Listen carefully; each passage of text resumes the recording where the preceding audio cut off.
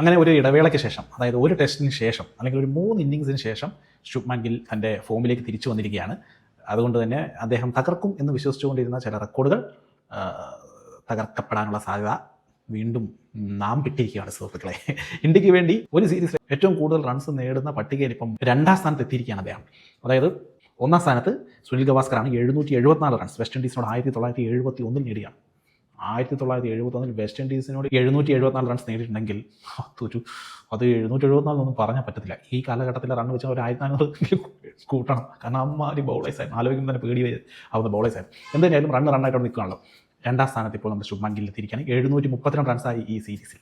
ആദ്യ 2 ടെസ്റ്റ് കഴിഞ്ഞപ്പോൾ 585 ആയതായിരുന്നു. പിന്നീട് ചെറുതായിട്ടൊന്ന് ഈ എന്തൊക്കെയോ പുള്ളിയുടെ കോൺസെൻട്രേഷനെ ബാധിക്കുന്ന കാര്യങ്ങൾ ഏറ്റതുകൊണ്ട് ഒന്ന് ഔട്ടായതായിരുന്നു.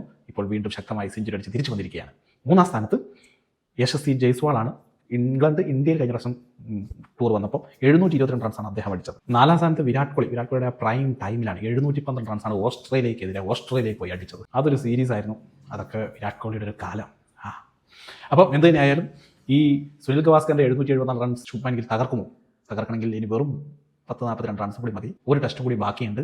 അതിൽ ഒരു ഇന്നിങ്സിൽ മികച്ച രീതിയിൽ കളിച്ചാൽ ഈ റെക്കോർഡും തകർക്കാം, ഇന്ത്യക്ക് ഒരു വിജയം നേടിത്തന്നുകൊണ്ട് ഈ സീരീസ് ഡ്രോയും ആക്കാം.